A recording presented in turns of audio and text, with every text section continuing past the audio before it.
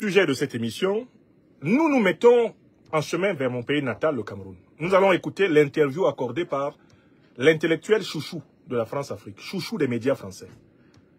Celui qui est considéré désormais comme l'esprit le plus raffiné du Cameroun par RFI, France 24 et tous les médias de la France-Afrique. Jeune Afrique, Le Monde, on lui ouvre toutes les colonnes. Parce qu'il est chargé de répéter un discours qui relève de la tactique, de la stratégie, de la félonie. À propos des enjeux du changement politique nécessaire au Cameroun, mon pays natal. Je vais d'abord vous donner à écouter Achille Mbembe. Ça dure 3 minutes. Sur RFI. Il est interrogé par Christophe Boisbouvier. Puis, je vais vous donner une analyse de ces 3 minutes qui sont un gisement d'informations sur le projet néocolonialiste français contre le peuple camerounais. Allons écouter Achille Mbembe sur RFI. C'est une interview qui a été publiée aujourd'hui même. Que dit-il sur RFI? Je fais Mbembe RFI sur cette plateforme Mbembe RFI. Alors, très bien. Tout s'est arrêté. Alors, le mois dernier, sur RFI, 2 ministres... Achille Mbembe, bonjour. Bonjour. Le mois dernier, sur RFI, 2 ministres du gouvernement camerounais se sont contredits sur l'opportunité pour le président Biya d'être candidat à un nouveau mandat. C'est un signe politique ou pas? Avant la réponse de Mbembe, j'analyse la question de Boisbouvier.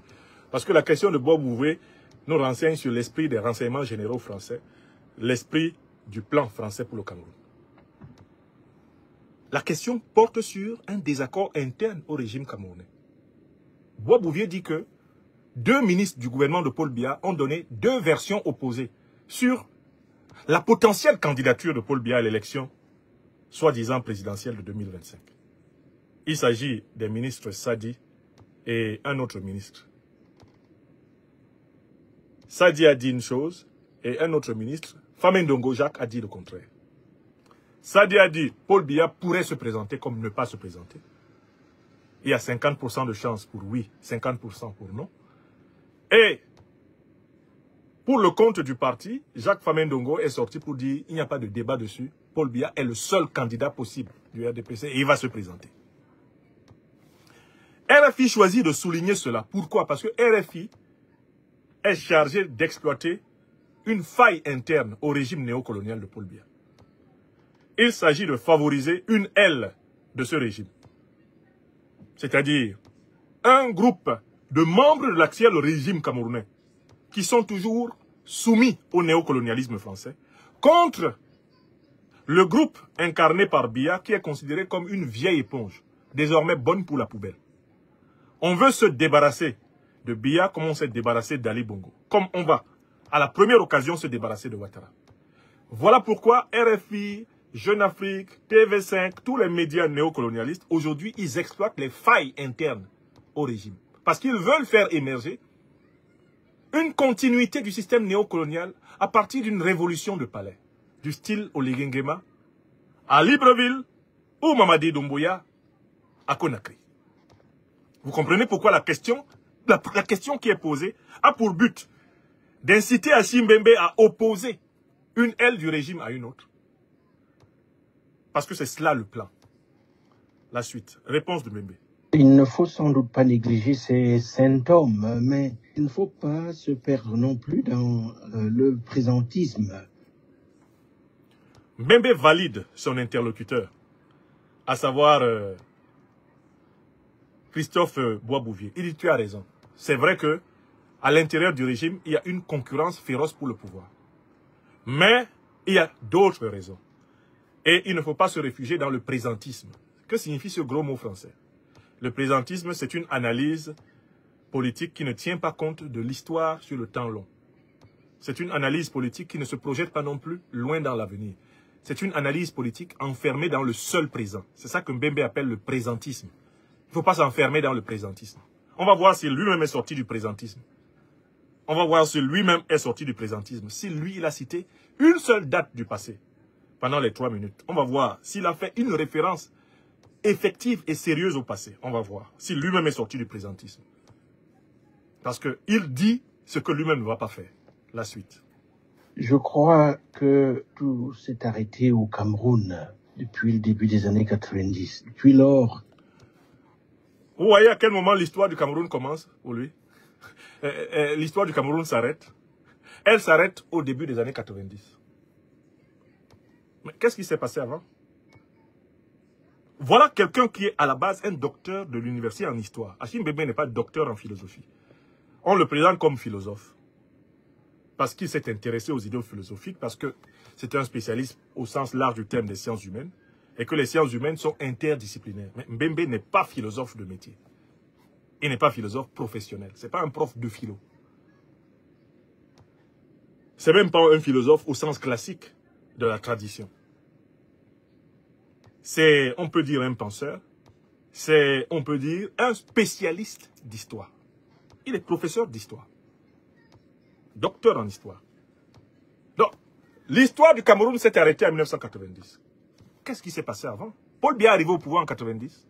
Vous voyez comment les gens font? On va voir pourquoi il dit que ça s'est arrêté en 90.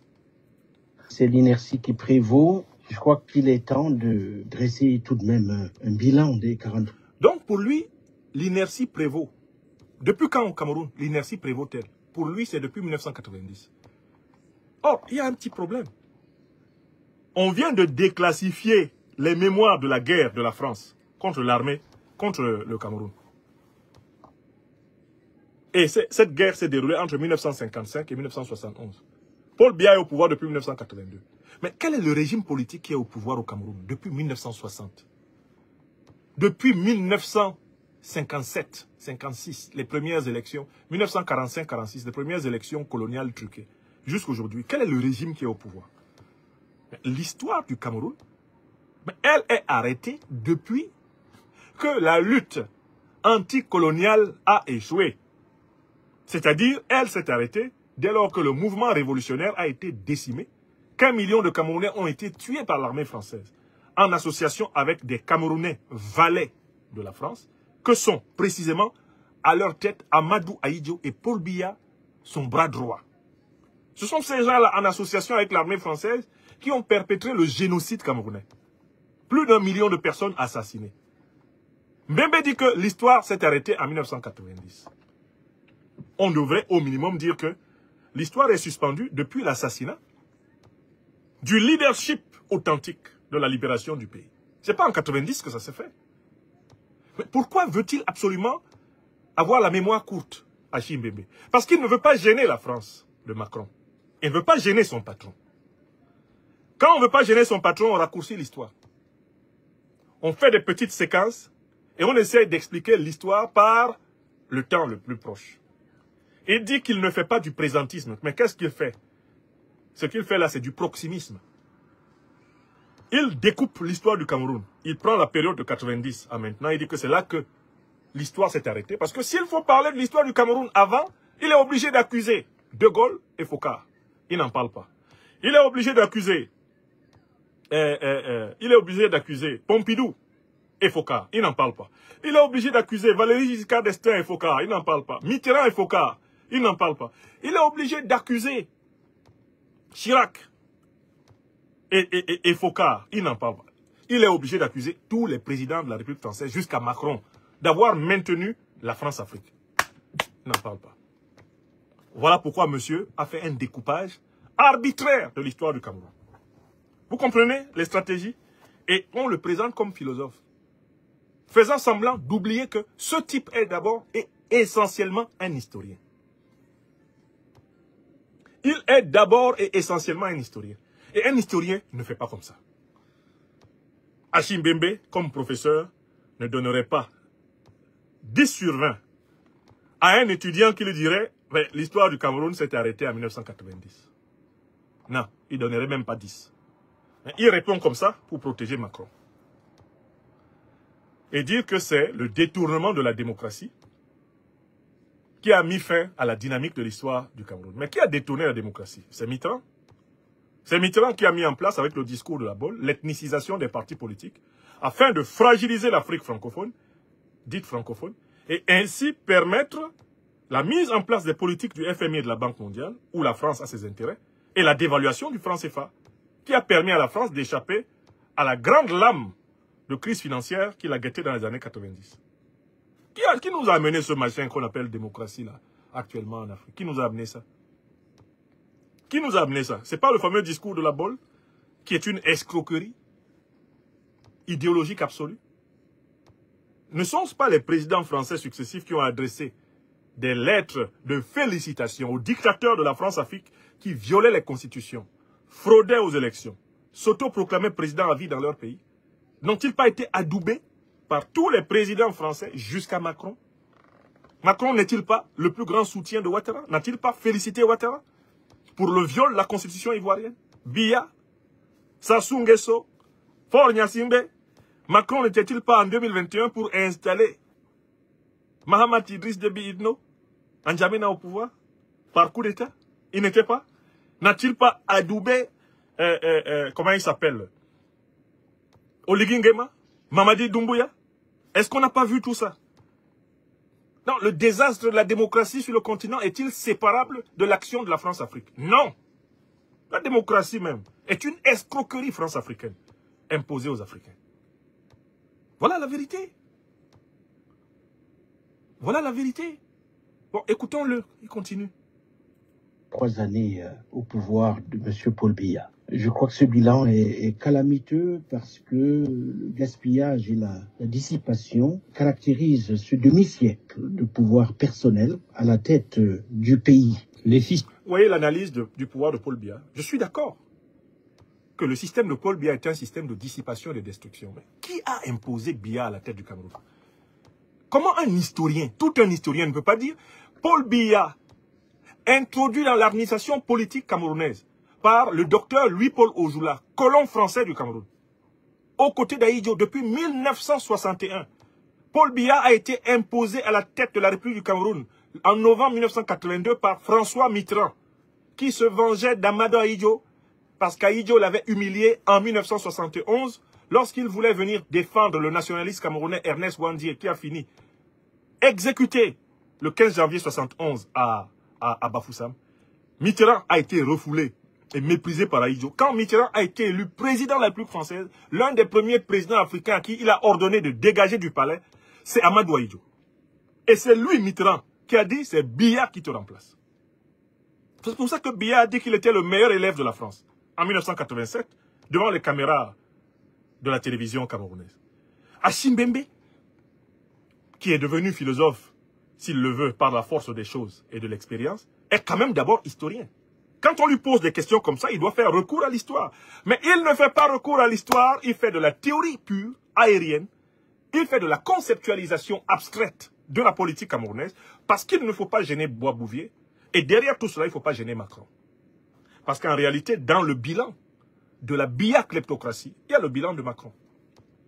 Et l'une des faiblesses de l'opposition camerounaise, en dehors de des panafricanistes révolutionnaires, comme nous autres, et mes camarades des lions et lions indomptables de la libération panafricaine du Cameroun, l'une des faiblesses de l'opposition camerounaise, c'est que c'est une opposition qui n'a pas suffisamment critiqué les liens intimes, incestueux, entre le régime despotique d'Ahidjo et de Biya au Cameroun et le néocolonialisme français. Une partie de cette opposition s'est même mise à penser qu'il fallait flatter la France en ne soulignant pas sa co-responsabilité dans le désastre camerounais afin d'être adoubé par la France pour remplacer Paul Biya. La démarche d'une partie de l'opposition réformiste, l'opposition ultralibérale, néolibérale, soumise à Washington, à Paris, à Londres, etc. Sa stratégie était de faire profil bas, de ne pas mettre Paris devant ses responsabilités dans le malheur du peuple camerounais, afin que Paris veuille bien simplement accepter un jeu de chaises musicales pour remplacer le vieux tyran de Vomeka par un nouveau tyran néolibéral enrobé de démocratie, de démocratisme, à la manière de Bazoum ou de Ouattara. Vous voyez? Voilà l'opération dans laquelle Hachim Bembe se situe. Il ne faut pas froisser Paris. Il ne faut pas donner des descriptions de l'histoire du Cameroun qui combine les facteurs internes qui sont importants, la déliquescence intérieure du régime, la faiblesse de la résistance interne du peuple camerounais. Ce sont des faits incontestables. Mais on ne peut pas ici exonérer le néocolonialisme français. Quand moi j'étais étudiant à Yaoundé, membre de base du Parlement des étudiants camerounais, lorsque nous faisions des manifestations, nous étions réprimés par la police, la gendarmerie, l'armée camerounaise accompagnée de soldats français. Et c'est l'expérience de plusieurs Africains de ma génération. Les forces de l'ordre, quand il y avait des manifestations contre le régime, étaient composées de soldats, de nos pays africains et de soldats français. Par exemple, tout ce qui était appareil volant pour réprimer les manifestants était piloté par des soldats français. Les hélicoptères français lâchaient sur nous les grenades lacrymogènes. Les hélicoptères français étaient chargés de nous empêcher de nous libérer de la dictature. Et on voyait bien les officiers français au cœur du commandement de la troupe à Yaoundé. Je dis, dans les années 90, c'est du vécu. Par la suite, une partie de ces officiers a été remplacée par des officiers israéliens. D'accord? Mais ils sont toujours présents. Dans l'appareil sécuritaire camerounais, les coopérants militaires français sont toujours présents. Donc, comment Achim Mbembe peut-il faire une analyse? Comment Mbembe peut-il faire une analyse de la dictature camerounaise sans la positionner à l'intérieur de la France-Afrique? Si ce n'est parce que Achim Mbembe espère que la France-Afrique le positionne. Lorsque Paul Biya aurait été remplacé par un groupuscule de néocolonisés beaucoup plus compatibles qui vont simuler la révolution pour en réalité sauver les intérêts néocoloniaux. La suite. Sûr qui apparaissent au sommet de l'État. Est-ce que ce n'est pas lié à l'âge du capitaine? Je ne veux pas manquer de respect. Bois-Bouvier insiste sur les fissures qui apparaissent à la tête de l'État. Vous voyez que c'est ça qui intéresse les néocolons français. Ils veulent exploiter les fissures, c'est-à-dire ils veulent promouvoir un autre sous-groupe de néocolonisés camerounais à la tête du Cameroun. Ils veulent remplacer Biya par un Biya bis. Mais un Biya bis qui leur soit, bien sûr, redevable et qui simule le changement. Un Biya bis qui va simuler le changement. Ils veulent nous imposer une révolution de palais là où nous voulons une révolution populaire. Est-ce que vous comprenez? Voilà ce qui les intéresse. Nous imposer une révolution de palais, alors que nous, Camerounaises et Camerounais, nous voulons une révolution populaire. Nous voulons une révolution panafricaine. Nous voulons une rupture de l'État néocolonial. Nous voulons entrer dans un processus comparable à celui du Mali, du Burkina Faso et du Niger. Voilà ce que nous voulons. Nous, lions et lions indomptables, la libération panafricaine du Cameroun, fidèles à la philosophie, à l'idéologie upéciste, qui est le panafricanisme révolutionnaire. On veut une rupture, la fin de la République bananière du Cameroun. On ne veut pas un arrangement néocolonial à la Oligui Nguema ou à la Mamadi Doumbouya. Voilà le problème. Et ils veulent tout faire pour dribbler, d'une part, le régime vieillissant et moribond de Paul Biya, qui veut s'accrocher au pouvoir. L'oligarchie autour de Biya veut s'accrocher au pouvoir, puisqu'elle exploite le Cameroun dans le dos du moribond, de la momie, de la photo. Mais de l'autre côté, ils veulent aussi dribbler le peuple camerounais en imposant une coterie intermédiaire de nouveaux valets. Apparemment incarnant le changement, mais en réalité soumis et couché sous l'impérialisme occidental, sous le néocolonialisme français, sous l'ultralibéralisme, sous le néolibéralisme et son nihilisme des valeurs. Est-ce que vous comprenez? Camerounaises, Camerounais, du nord au sud, de l'est à l'ouest, est-ce que vous comprenez l'opération qui est en cours contre nous? La suite. Paix à l'égard d'un vieillard. Dans un pays normal, il aurait été congédié depuis très longtemps. Mais Cameroun n'est pas un pays normal. Parce que il me semble que la formidable capacité de résilience de ce peuple, cette extraordinaire énergie, tout cela a été investi dans de mauvais objets. Comme on le voit bien, dans cette espèce de fixation sur les origines tribales, les origines ethniques, cette espèce de péché originel, je dirais, de la politique au Cameroun. Le rejet. Je m'arrête là. Le pays est bloqué par le tribalisme. Mais d'où vient le tribalisme? Achim Mbembe, normalement, est historien de formation. Qu'est-ce qui alimente le tribalisme au Cameroun? Achim Mbembe, en tant qu'historien, nous fait ici une analyse anhistorique. Une analyse qui n'a aucune référence avec les politiques qui ont été mises en œuvre dans le pays. Voici une petite histoire du tribalisme politique au Cameroun. Le tribalisme politique au Cameroun a été organisé par le fait colonial. Les colons étaient en minorité démographique dans les pays colonisés. Ils avaient donc besoin de diviser pour mieux régner. Ils avaient besoin d'opposer les ethnies les unes aux autres, les religions les unes aux autres, les régions les unes aux autres, les individus les uns aux autres, les partis politiques les uns aux autres. C'est le principe de division qui est la condition de la domination de l'étranger qui est en minorité démographique. Voilà pourquoi le tribalisme est un outil fondamental de l'administration coloniale. Il promeut les groupes les uns contre les autres pour les neutraliser les uns par les autres et empêcher le peuple de constituer une communauté politique agissant comme une personne morale. Ça, c'est l'œuvre de la France. C'est la France qui a exacerbé pendant la colonisation, qui a exacerbé les descriptions, les divisions, les classifications, les typifications, les typologisations ethniques, pour forcer les Camerounais à ne pas se regarder comme le même peuple africain, mais à se regarder comme Bamileke, nordiste, Bassa, Sawa, se regarder comme anglophone, francophone, se regarder comme musulman, chrétien, se regarder comme etc. Cette manière de se regarder, elle a été encouragée et enseignée à l'élite néocoloniale du pays. L'école des hautes études d'outre-mer, l'école coloniale, formait l'élite coloniale et néocoloniale à la manipulation de cette diversité sociologique et culturelle, en vue d'imposer les intérêts de la colonie. Mbembe doit rappeler que ce sont les Français qui ont fabriqué la haine du Bamileke au Cameroun. Ce sont les théoriciens divisionnistes français qui ont institutionnalisé la haine du Bamileke au Cameroun. Ce sont eux-mêmes qui ont créé la conscience de l'unité d'une ethnie qu'on a appelée Bamileke. Parce que rendez-vous compte que quand on parle des Bamileke, ceux qui ne connaissent pas mon pays natal, le Cameroun, ne savent pas qu'on parle de pratiquement 50 à 60 dialectes différents, qui sont certes voisins par des traditions. Mais tous les peuples africains ont une communauté de traditions. Ça, c'est clair. Et les populations dites Bamileke ont des traditions spécifiques fortes. C'est vrai. Mais la conscience de l'appartenance à une seule communauté, qui serait la communauté Bamileke, ça, c'est la fabrication du colon.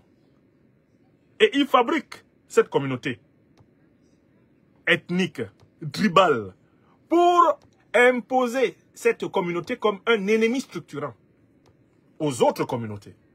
Et ainsi neutraliser la naissance de la communauté politique camerounaise.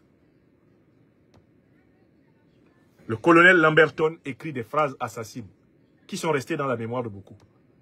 La France au Cameroun a dans sa chaussure un caillou. Ce caillou, c'est le Bamileke. Histoire de dire aux autres Camerounaises et Camerounais de toutes les autres régions, ne vous associez jamais à eux. Parce qu'ils veulent vous dominer par le commerce. Et histoire de dire aux Bamileke, les autres ne veulent pas que vous accédiez au pouvoir politique parce qu'ils ont peur qu'en raison de votre présence dans le domaine économique, vous dominiez ethniquement le pays. Et l'affaire est dans le sac. On fait croire aux autres que les Bamileke veulent les dominer. On fait croire aux Bamileke que les autres ne veulent jamais qu'ils accèdent au pouvoir politique. Et on a bloqué tout le monde. Et on empêche le peuple camerounais d'être un peuple. Et on fait les mêmes opérations entre les Bassa et les Bamileke, entre les Bamileke et les Beti, entre les nordistes et les Bamileke, les nordistes et les Beti, les Bassa et les Beti. On crée les mêmes opérations. Terminé. Le pays est neutralisé. Tout le monde est bloqué dans les enclos ethniques. Ça, c'est l'opération fondamentale de Paris. Cette opération s'est poursuivie sous Ahidjo. Cette opération s'est poursuivie sous Paul Biya. Paul Biya a hérité de l'outil de paralysie du pays. L'histoire du Cameroun ne s'est pas arrêtée Eh bien, en 1990, l'histoire du Cameroun a été prise en otage par le fait colonial jusqu'à l'instant présent. Voilà la vérité. Mbembe ne veut pas gêner Macron, son tuteur, son mentor, puisque Macron le voit sans doute dans un rôle éminent dans le futur gouvernement de transition qui serait dirigé par un militaire pro-français à Yaoundé. Donc Mbembe a décidé de parler de la politique camerounaise en occultant de larges pages d'histoire pour ne pas gêner ses nouveaux maîtres. La suite. De la candidature de Maurice Kamto par le Conseil constitutionnel, c'était au début de ce mois. Est-ce que l'opposant n'aurait pas pu éviter cette mésaventure si son parti, MRC, avait concouru aux élections précédentes afin qu'il ait le nombre d'élus nécessaires pour appuyer cette candidature? Ils auraient trouvé sans doute d'autres motifs pour l'éliminer. Il faut s'attaquer à la question du tribalisme, en particulier la peur des Bamileke. Il faut dire les choses comme elles sont. Je crois que l'obsession, la fixation anti-Bamileke instrumentalisée est devenue une technologie de pouvoir, explique bien davantage l'éviction du professeur Kamto que toutes ces histoires, disons, tactiques. Cabral libre. Alors, moi je ne suis pas d'accord avec Mbembe là-dessus. Parce que Maurice Kamto n'est pas le seul à avoir été exclu. Vous avez bien noté le nombre de candidats qui ont été exclus, non? Est-ce que Maurice Kamto est le seul candidat qui a été exclu par Biya des élections? Il y en a pratiquement 80 qui ont été exclus. Oui ou non? Est-ce que tous les 80 qui ont été exclus sont des Bamileke? Mbembe ment parce qu'il veut flatter le sentiment de victime qui est en partie largement fondé d'une partie de mes compatriotes, donc de culture ethnique Bamileke. Mbembe veut flatter cela pour se présenter comme celui qui rassemblerait tout le monde. Une espèce de modéré intermédiaire. Il est dans une opération politique, d'accord? Et du coup, il ne dit pas la vérité. Maurice Kamto n'a pas été exclu parce qu'il est Bamileke. Parce qu'il y a des Bamileke qui ont participé à l'exclusion de Maurice Kamto. Mais qui est le président du Sénat du Cameroun? Il s'appelle Marcel Niad Djifendi. C'est un Bamileke. Qui est le secrétaire général du parti au pouvoir? Il s'appelle Nkwete Jean. C'est un Bamileke. De nombreux Bamileke occupent des fonctions éminentes dans le gouvernement de Biya. Et ils sont solidaires de l'exclusion de Paul Biya. De l'exclusion de Maurice Kamto. Mbembe ment. Kamto n'a pas été exclu là parce qu'il est Bamileke. Parce qu'il est Bamileke, il ne devait pas être candidat. Mais il n'aurait pas été candidat en 2018. Il était Bamileke en 2018. Pourquoi il a été candidat? Il avait changé d'ethnie en 2018. Il était toujours Bamileke, non? Il a été candidat pourquoi? Mbembe ment. Et il essaie de flatter mes compatriotes, notre peuple africain Bamileke, en se positionnant comme quelqu'un qui reconnaît qu'on le déteste. Non. On doit poser le problème de manière totale. La responsabilité du colon français, la responsabilité du régime Ahidjo, avec tous les cadres du régime Ahidjo, de toutes les origines ethniques, la responsabilité du régime Biya, avec tous les cadres du régime Biya, de toute origine ethnique, dans la manipulation de l'ethnie, elle doit être posée sur la table. La vérité se trouve là. Il y a des Bamileke qui profitent de la haine du Bamileke, qui en ont fait leur propre fonds de commerce. Et il y a des Beti, Boulou, des Bassa, des nordistes, et il y a des anglos, des ceci, des cela, qui profitent de la haine du Bamileke. Cette instrumentalisation-là est en réalité du pur opportunisme. Alors, beaucoup d'autres candidats ont été exclus. Mbembe n'en parle pas. Pourquoi il ne parle pas des autres qui ont été exclus? Pourquoi Mbembe ne parle pas de toute la diaspora camerounaise? Plus de 3 à 4 millions de personnes qui ne sont pas sur les listes électorales. Ce n'est pas de l'exclusion? Pourquoi il ne parle pas de nous autres là qui Biya refuse de donner nos papiers, nos passeports camerounais, alors que ses enfants ont plusieurs passeports? Ses ministres ont plusieurs passeports. Les directeurs des sociétés d'État ont plusieurs passeports. Plusieurs Camerounais qui ne sont pas politiquement engagés ont plusieurs passeports. On ne les dérange pas. Dès qu'on critique le régime de Paul Biya et qu'on a acquis une autre nationalité, on se fait rappeler opportunément la loi sur la nationalité de 68 qui dit que tout homme, ce n'est pas valable pour les femmes hein, en plus. C'est une incongruité cette loi. Tout homme camerounais qui acquiert une autre nationalité perd la nationalité camerounaise. Pourquoi Mbembe ne parle pas de toutes ces exclusions? Il se focalise sur celle du président du MRC. C'est le seul exclu au Cameroun. Moi, je sais que le président du MRC n'est pas simplement exclu parce qu'il est bamileke. Il est exclu dans le cadre d'une stratégie des dictateurs de la France-Afrique qui consiste à éviter désormais les crises électorales et les crises post-électorales. Ils ont décidé de créer partout des crises préélectorales. Ils préfèrent exclure leurs rivaux les plus offensifs, les exclure en avance pour que l'élection soit une pure et simple formalité et qu'il n'y ait plus quelqu'un qui dise « on m'a volé ma victoire ». C'est la raison pour laquelle ils ont exclu Maurice Kamto. Si Maurice Kamto n'avait pas revendiqué une victoire en 2018, il l'aurait laissé être candidat en 2025 et il aurait tout naturellement, bien sûr, soumis à la défaite comme d'habitude. C'est parce que Maurice Kamto a réactivé le syndrome de la stolen victory qui au Cameroun avait été instillé par l'élection de 1992, volée à John Frundi. C'est parce que Maurice Kamto a réactivé le syndrome de l'élection volée qu'on a dit on ne va pas lui donner l'occasion de recommencer. Voilà la raison pour laquelle on l'a exclu. Le régime l'a exclu. Le régime ne veut pas d'un opposant qui n'accepte pas d'être un figurant. Si Maurice Kamto était un figurant, il serait opposant. Il y a des Bamileke candidats. Il y a des Bamileke candidats. Allez regarder la liste des candidats. Il n'y a pas de Bamileke dedans. Maurice Kamto est-il plus Bamileke que les autres candidats? Allez regarder la liste des 12 figurants avec Paul Biya pour l'élection du 12 octobre 2025. Il y a des Bamileke dedans, non? Achim Mbembe est supposé être historien. Est-ce que vous voyez la superficialité de ces réponses? Ça ne fait pas peur, ça? Maurice Kamto a été exclu parce qu'il est bamileke. Mbembe dit ça pourquoi? Parce qu'il veut flatter le sentiment de victimaire. Le sentiment victimaire chez une partie de nos compatriotes bamileke. Parce que tous ne tombent pas dans le piège. Ils voient très bien la manipulation qu'il y a derrière. Ils voient très bien les autres bamileke qui sont dans la liste retenue par Paul Biya.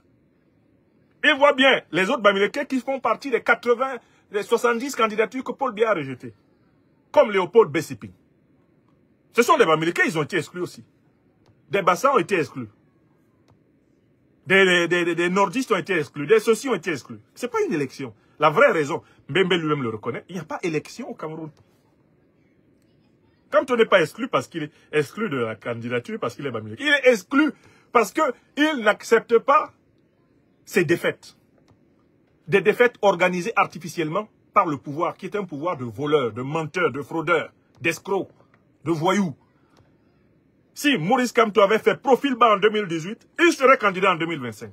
On accepterait qu'il soit là comme un faire-valoir. Mais comme il a refusé de jouer le rôle de faire-valoir, on a dit, tu n'es pas candidat. On a retenu que ceux qui vont accepter le rôle de faire-valoir, ceux qui ne vont pas se plaindre. Bello Bouba, Chiroma, au lendemain du 12 octobre, ils vont se lever. Le chef de l'État, dans sa sagesse, il est le garant de l'unité du pays. Nous ne pouvons pas aller à l'aventure. Nous avons toujours été fidèles aux valeurs républicaines. Terminé. C'est ça le plan. On a sélectionné ceux qui vont dire ça. Aucun des opposants qui sont dans la liste là, qui ont été retenus, ne va appeler à l'insurrection populaire. Quand Paul Biya, son régime, va le proclamer élu au soir du 12 octobre. Aucun des 12. Aucun. Ni Joshua aussi, ni personne. Ni Iodi, ni personne. Ils ont été retenus sur la base de ce critère. Ce n'est pas parce qu'ils ne sont ou sont bamileke. Achim Mbembe veut absolument instrumentaliser la question bamileke pour se légitimer dans la future administration envisagée par le coup d'État néocolonialiste français au Cameroun. Mais ce n'est pas sérieux. Ce n'est pas sérieux. C'est de la filouterie politique. C'est de la filouterie politique. Vous comprenez? D'accord. Ce n'est pas parce qu'il est bamileke qu'il a été exclu. Maurice Kamto. C'est parce qu'il n'accepte pas les victoires volées qu'il a été exclu. C'est pour ça qu'il a été exclu. C'est parce qu'il a réactivé le syndrome de la victoire volée de John Frundi. La victoire volée de 92. Il a réactivé ça en 2018. Ça a secoué le pays. On a dit, lui, il ne faut même plus laisser qu'il soit candidat. En effet, Maurice Kamto, bon, ses partisans et lui ne m'ont pas écouté. Moi, je suis des seuls analystes, des rares analystes politiques camerounais, à avoir prévenu Maurice Kamto qui serait exclu de l'élection. Et qui se retrouverait dans la position de nous autres, qui sommes exclus du pays. politiquement parlant, pour le moment. Je l'avais prévenu et qu'il valait mieux se focaliser sur une lutte de libération nationale. Appeler le pays à se lever comme un seul homme pour exiger une transition vers un nouveau système politique.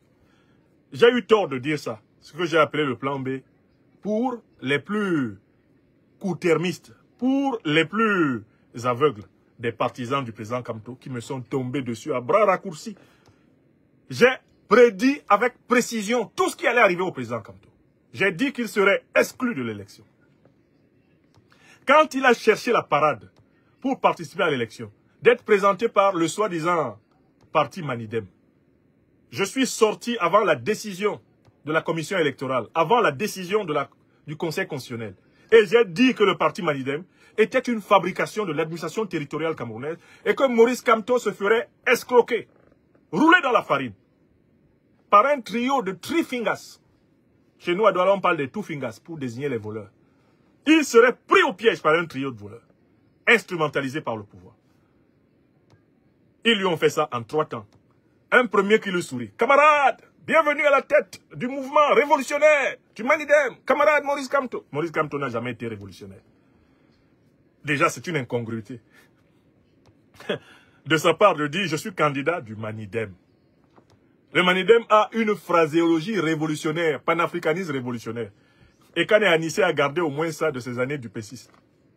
Ça, au moins, il a gardé ça à la bouche. Même si dans la pratique, il n'en est rien. Il a créé un groupuscule, parti administratif, au tube digestif, d'une profondeur sans fin.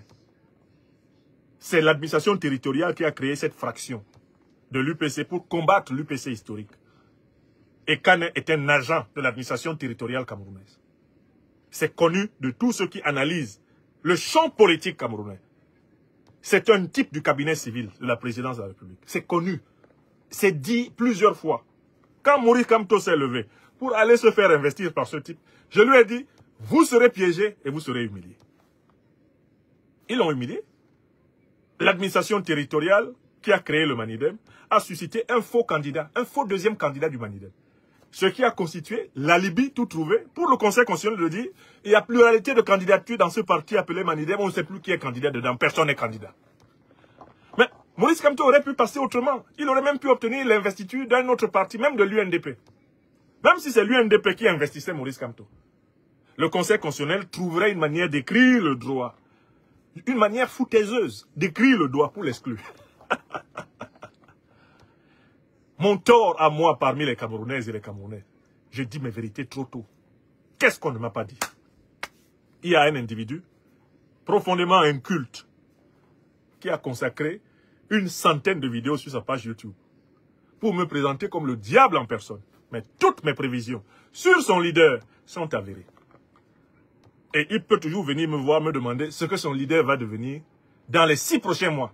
Je vais lui dire. Donc en fait, Achim Mbembe croit pouvoir flatter le professeur Maurice Kamto et le MRC. Il croit pouvoir flatter la communauté camerounaise de mon pays natal, la communauté Bamileke. Il croit pouvoir tromper tout le monde avec cette espèce de critique anhistorique et amnésique du régime de Paul Biya. Mais on voit le fond. C'est le coup d'état néocolonialiste français qui avance. La suite. La suite. Il reste encore 2 minutes. Joshua aussi, Bello Bouba, Chiroma, Patricia Damjoya, Akere Mouna et bien d'autres. Les candidatures se multiplient dans l'opposition avant ce 12 octobre. Or, il n'y aura qu'un tour. Non, Akere Mouna, par exemple, c'est sur les Bamileke anglophones. C'est le fils de Solomon Tandem Mouna. Les Bamileke anglophones. Il n'est pas candidat. Il y a d'autres Bamileke qui sont candidats dans ce machin, ce foutu-là. Hein? La suite, oui. Est-ce que l'opposition vit toujours la malédiction de la division ou pas? Au fond, une élection libre et indépendante n'est pas possible en ce moment au Cameroun. Ouais. Et donc, il va falloir travailler sur le très long terme, en mettant au cœur de la démarche politique. Il va falloir travailler sur le très long terme. Hein? Il y aura une élection véritable plus tard. C'est-à-dire que Mbembe appelle à une transition. Je recommence. Écoutez bien son français. C'est le français des gens de Paris, là, qui n'aiment pas dire les choses comme elles sont. Quand il voit un chat, il dit c'est un animal poilu qui miaule. Et qui est griffu. Si tu ne sais pas que, si tu ne te souviens pas que le chat a des poils, et qui fait miaou, miaou, et qui a des griffes, tu ne sais pas que c'est du chat qu'il parle. Je reprends un peu que vous entendiez la formule. Quelle est la solution selon Bembé? Allons-y.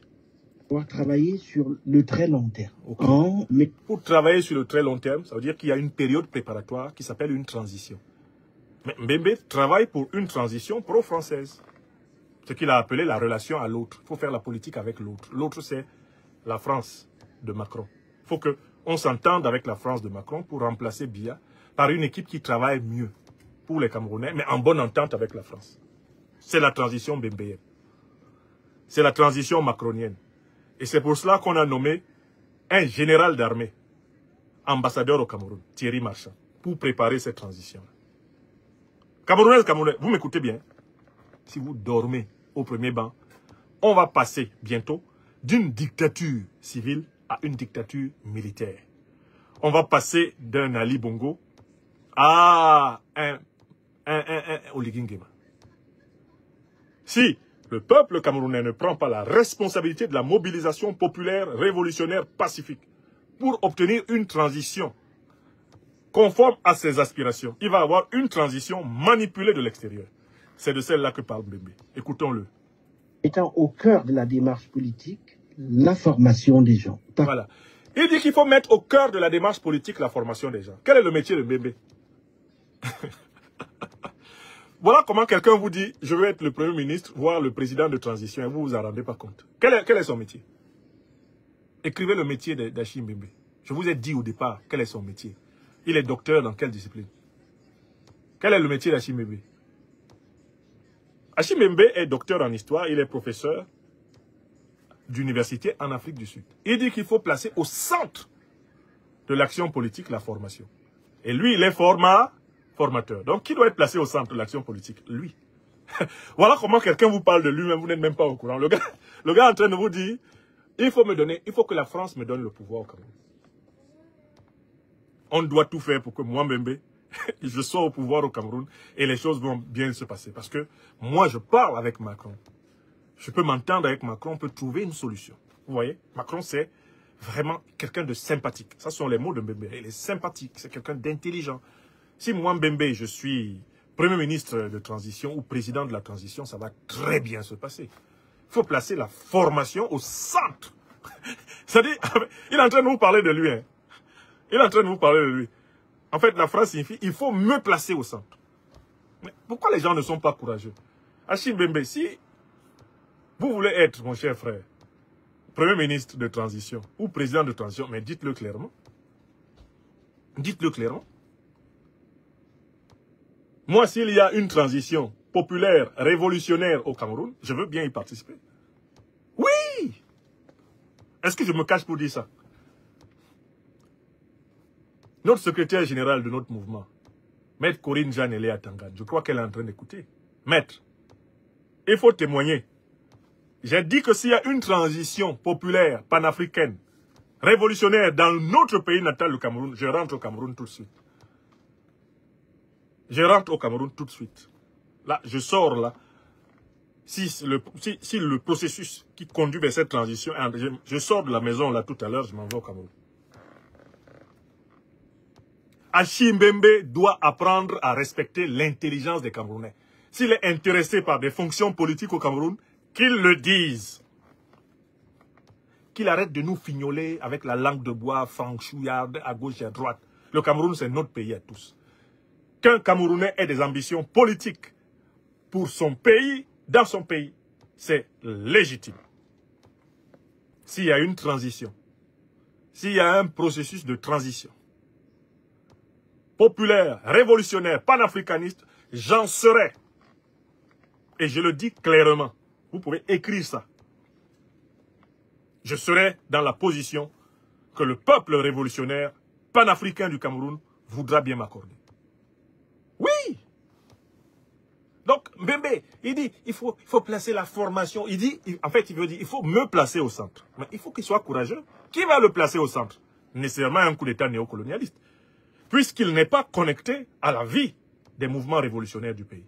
Ça ne l'intéresse pas. La révolution ne l'intéresse pas. Il l'a dit dans sa précédente interview. La révolution, ce n'est pas mon affaire. Parce que tout cela ne relève pas du spontané. On l'a vu au Sénégal, en Afrique du Sud, dans tous les pays où un mouvement d'émancipation a pu prendre corps. Et donc, c'est vrai, je constate comme vous que c'est une opposition qui a de la peine à faire corps. Il cite deux pays. Il cite le Sénégal et l'Afrique du Sud. Mais comment les Sénégalais ont-ils obtenu l'arrivée de Bassirou Diomaye Faye et Ousmane Sonko au pouvoir? Mais par la révolution populaire. La révolution populaire a précédé l'élection.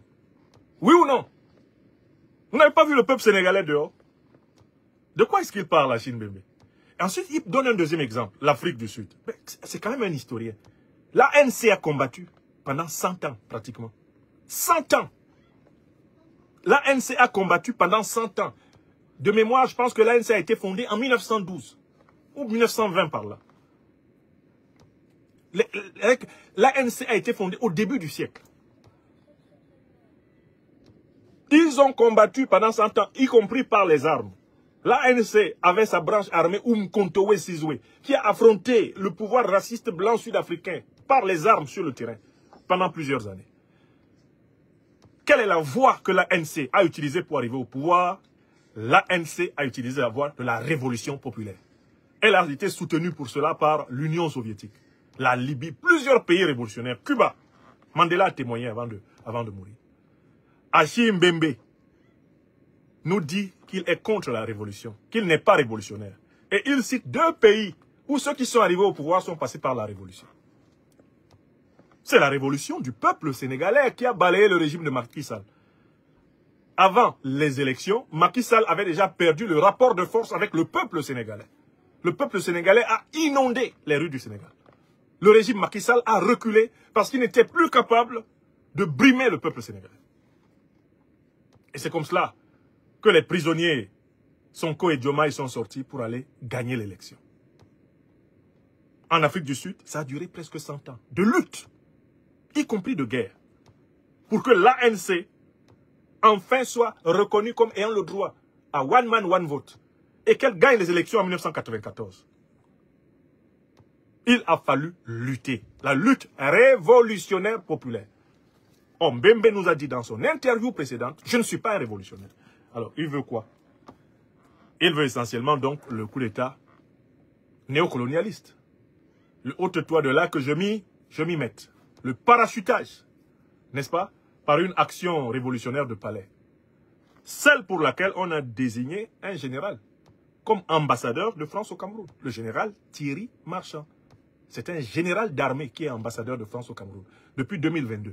On ne l'a pas choisi par hasard. C'est parce que des épisodes militaires sévères sont en préparation. La suite. Mais c'est tout le peuple camerounais qui peine à faire corps, qui peine à se mouvoir à l'unisson et qui peine à se transformer en un collectif, en une communauté de sécurité capable de s'autodéfendre. Et donc, il manque ce terreau, ce matériau fondamental que constitue un peuple réveillé, qui peut se mettre debout par-delà. Mais qu'est-ce qu'il fait là? Il fait des phrases. C'est une organisation populaire de lutte qui peut amener le peuple à changer le rapport de force avec le régime. Pourquoi il fait des phrases aériennes comme ça, Mbembe? C'est quoi cette espèce d'idéalisme transcendantal? Hein? De spiritualisme éthéré pour parler de la politique. Il s'agit de créer un mouvement qui soit capable de rassembler le peuple dans une organisation révolutionnaire, populaire, progressiste, qui mette fin au régime de Paul Biya, instaure une transition vers une nouvelle république panafricaine du Cameroun. C'est une question qui relève de l'organisation politique. Achille Mbembe ne peut pas obtenir cela par les simples incantations mystiques de son cabinet de travail à Johannesburg. Il faut une organisation révolutionnaire et si Mbembe veut que cela arrive, il faut qu'il s'associe aux forces révolutionnaires dans le pays ou qu'il crée une organisation révolutionnaire. Nous avons créé, avant le collectif diasporique camerounais et maintenant, les lions et lions indomptables de la libération panafricaine du Cameroun. Parce que nous sommes convaincus que c'est une organisation révolutionnaire populaire qui peut impulser le changement et l'orienter. Et le coordonner. Le changement ne s'oriente pas et ne se coordonne pas par les intuitions isolées et d'une spiritualité éthérée. Justement, sa pluralité, sa multiplicité. Et la satrapie, pendant 43 ans, s'est efforcée justement de rendre impossible ce mouvement. Peut-être un jour. Voilà, il nous fait maintenant un petit retour. Il nous parle de la satrapie Biya qui date de 43 ans. Donc, on est passé de 1990, au début de l'interview, à 1982, date de l'arrivée de Paul Biya à la présidence de la République. Mais est-ce que Paul Biya n'était pas là à partir de 1961 comme l'un des bras droits d'Ahidjo désignés par Paris? Vous voyez, il nous fait de la courte histoire, de l'histoire de petite mémoire, parce qu'il ne veut pas gêner ses maîtres. Là encore, on nous décrit le régime de Paul Biya comme nous ayant dominé uniquement à partir de ses capacités internes.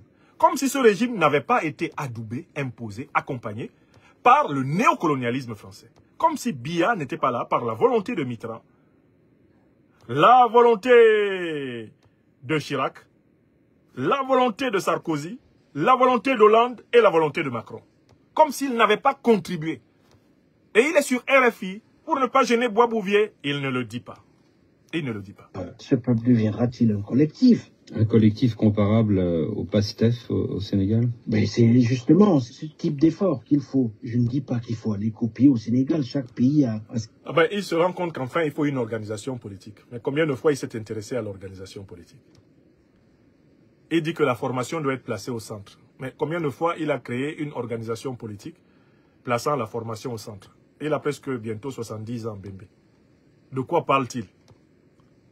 Ces particularités, je parle de l'idée, de la capacité de penser en commun. Le Cameroun est un pays aujourd'hui, après 43 ans d'un pouvoir personnel, un pays qui est dans un état d'insécurité existentielle. La satrapie a infligé à ce peuple tant de coups qui se trouve aujourd'hui dans une situation de profond handicap à la fois cognitif. Donc, c'est que la satrapie qui a imposé ça au pays. Ce n'est pas la France-Afrique. Tous ces concepts ont disparu. Paul Biya nous a dominés seuls. Ahidjo nous a dominés seuls. L'UNC et le RDPC nous ont dominés seuls. Ils n'ont pas été aidés par leurs parrains, leurs maîtres. Ceux qui leur ont donné les armes, le franc CFA, etc. Ils n'étaient pas dedans. Mbembe, il vend une version aseptisée de l'histoire du Cameroun. C'est inacceptable. Émotionnel. Et c'est la raison pour laquelle nous agissons tantôt comme des envoûtés, tantôt comme des bouffons. Comment peut-on imaginer qu'à 93 ans, Donc le pays est un pays d'envoûtés et de bouffons. C'est comme ça qu'il décrit le collectif du peuple camerounais. La grande question c'est pourquoi ne pas établir toutes les responsabilités dans cet envoûtement et dans cette bouffonnerie collective qui nous humilie, qui font la honte de notre nation. Veuille se porter candidat pour un nouveau mandat de 7 ans qui portera donc le concerné, au cas où il survit à tout cela, à la centaine au bout du mandat. C'est de la bouffonnerie. Achille Bembe, je vous remercie. Oui, que ce soit de la bouffonnerie, oui. Mais c'est une bouffonnerie dans les responsabilités partagées. Une partie de cette bouffonnerie concerne notre peuple, en tant que nous n'avons pas trouvé un moyen efficace de nous débarrasser de la dictature. Une partie de la bouffonnerie concerne le pouvoir lui-même, qui est bien sûr un pouvoir de bouffon. Et une autre partie de la bouffonnerie concerne les puissances étrangères qui ont contribué à légitimer ce régime de bouffon. Donc la bouffonnerie, si elle est à Yaoundé, elle est dans notre peuple et elle est aussi à Paris. Et dans toutes les autres puissances qui ont contribué à sauver cette incongruité. Voilà la vérité. Nous pouvons dans ces conditions passer au troisième sujet de cette émission. Nous pouvons passer au troisième sujet de cette émission. Nous allons être plus rapides. Il est bientôt minuit sur la terre des hommes.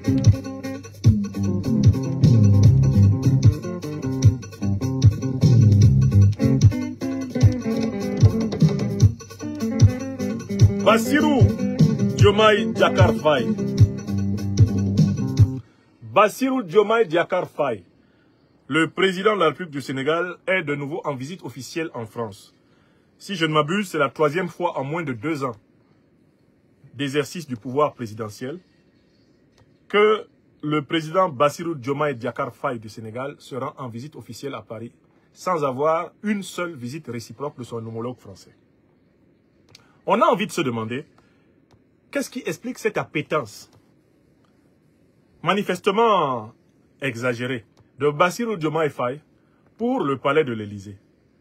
Alors même que la ligne idéologique de PASTEF, le parti actuellement au pouvoir au Sénégal, qui a été asséné magistralement par son leader Ousmane Sonko, était la ligne de la rupture avec le système néocolonialiste français.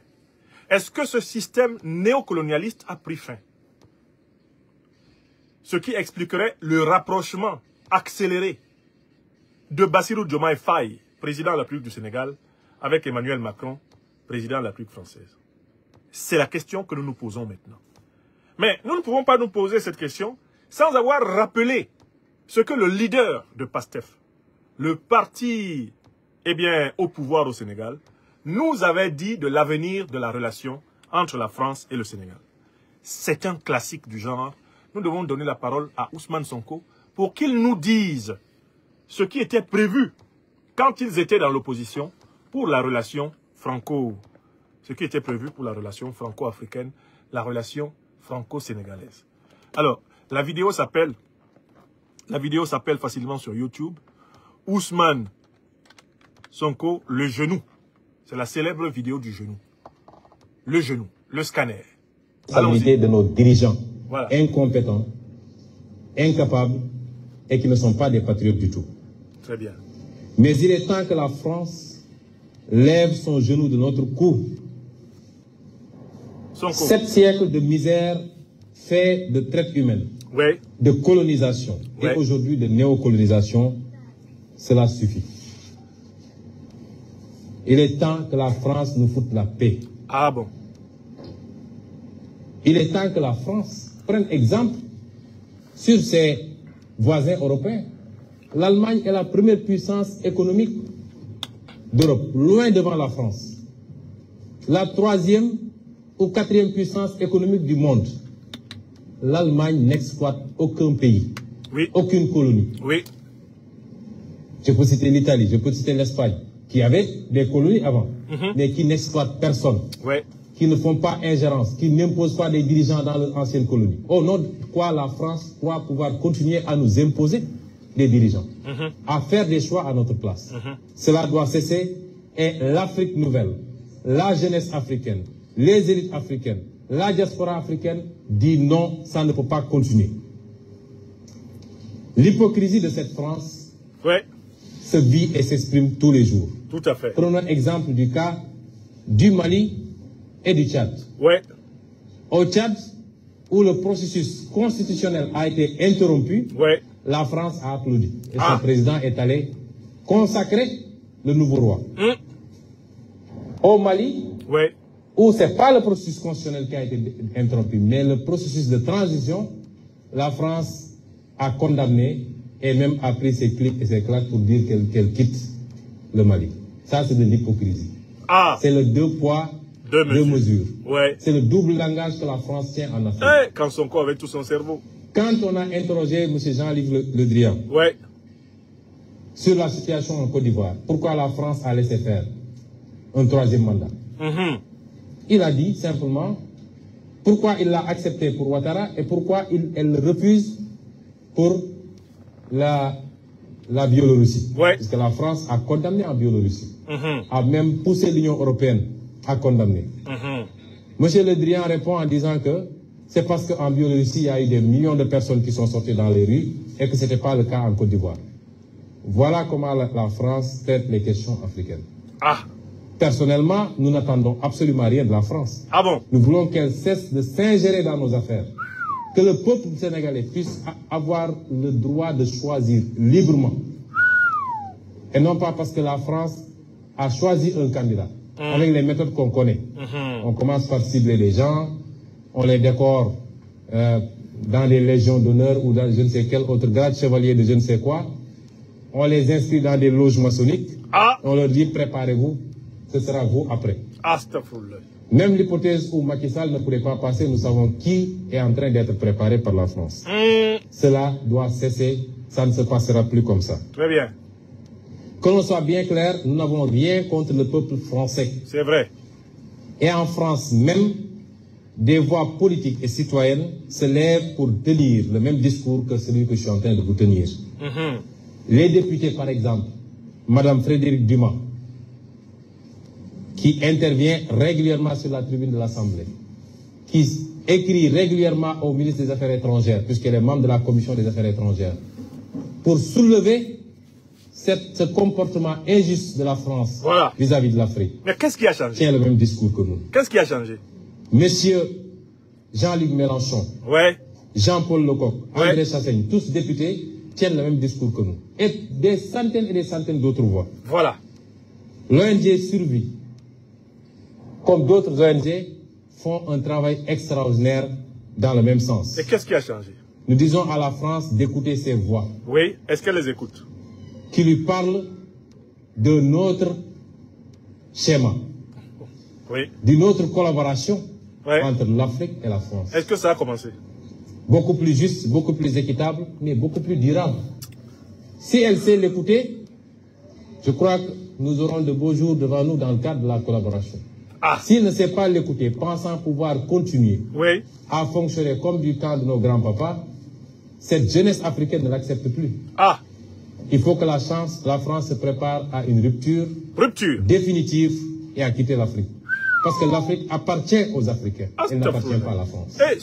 Elle n'appartient à personne d'autre. Ni la Chine, ni les États-Unis, ni personne. Mais qu'est-ce qu'il y a? Et les Africains veulent prendre le destin en main enfin.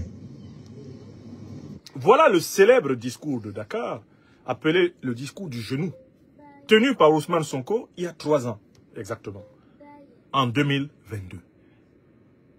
La question qu'on doit se poser en écoutant Ousmane Sonko opposant, annoncer la rupture politique nécessaire avec le néocolonialisme français, c'est de 2022 à aujourd'hui, 27 août 2000, nous sommes déjà ici en France le 28 août 2025.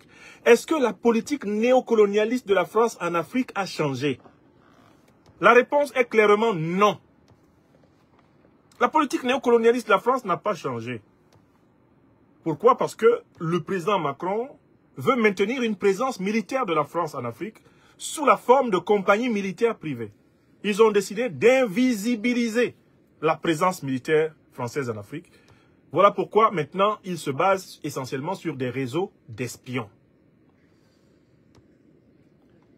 Premier point, ils ne veulent pas quitter militairement le sol africain.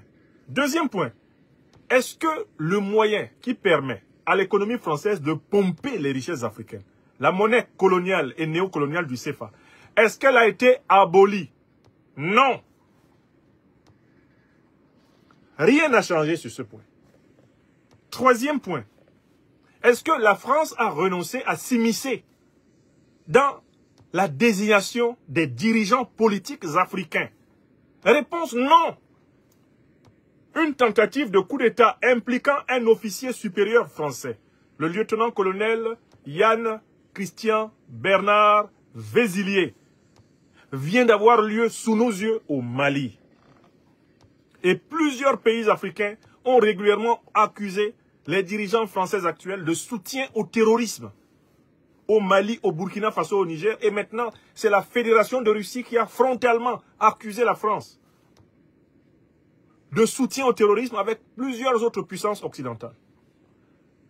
À partir, notamment ces derniers temps, de la base arrière mauritanienne. Et avec le soutien actif de l'Ukraine.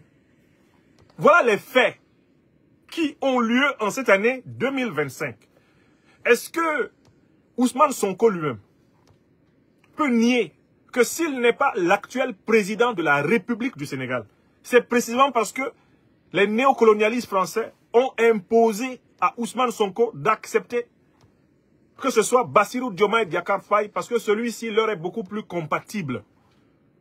Pourquoi Sonko se retrouve-t-il Premier ministre alors que c'est lui le leader de PASTEF et que c'était lui le candidat initial de PASTEF à l'élection présidentielle du Sénégal? C'est parce que, en raison de discours de rupture qu'il a tenu, les néocolons français ont dit que ce sera la guerre civile si c'est celui-là qui est candidat ici.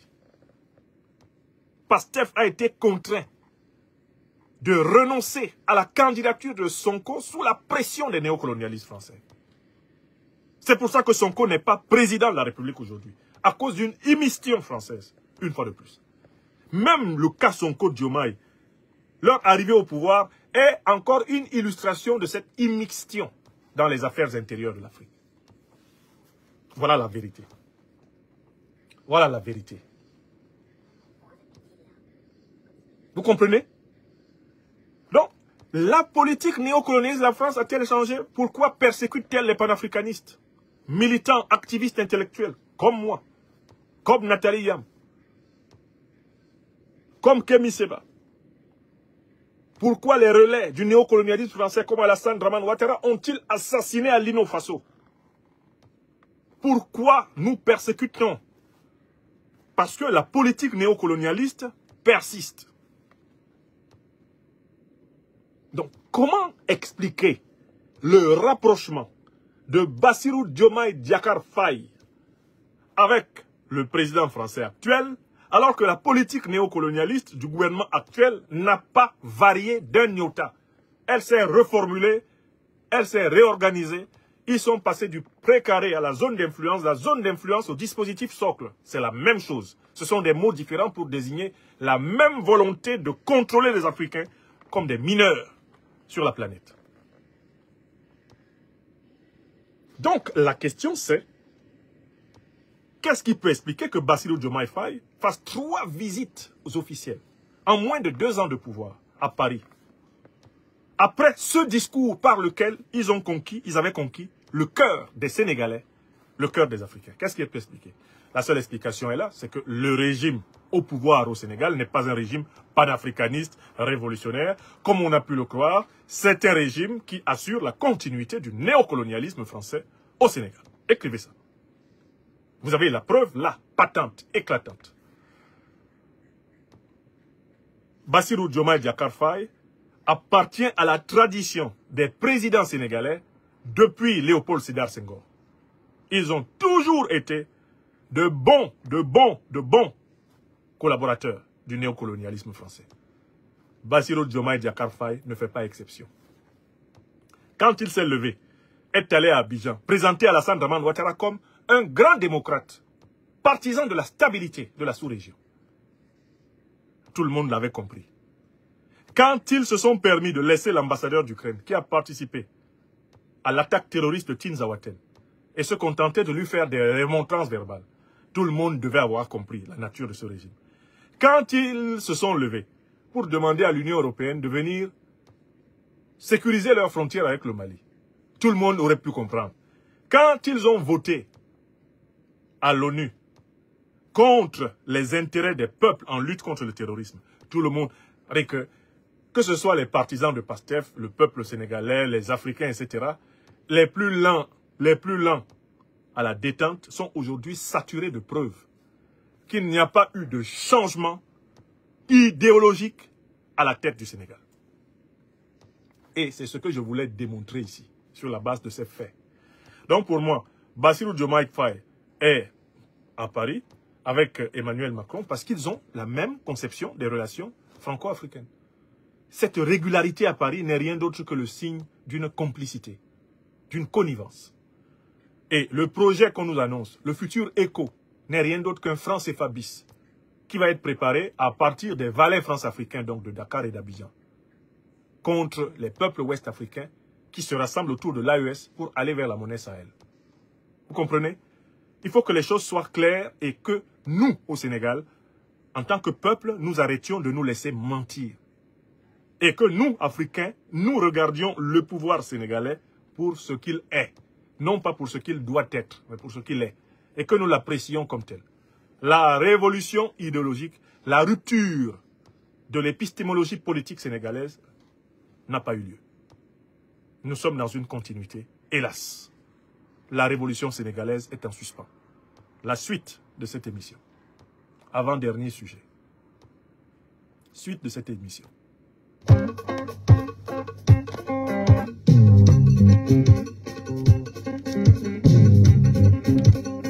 Mais oui.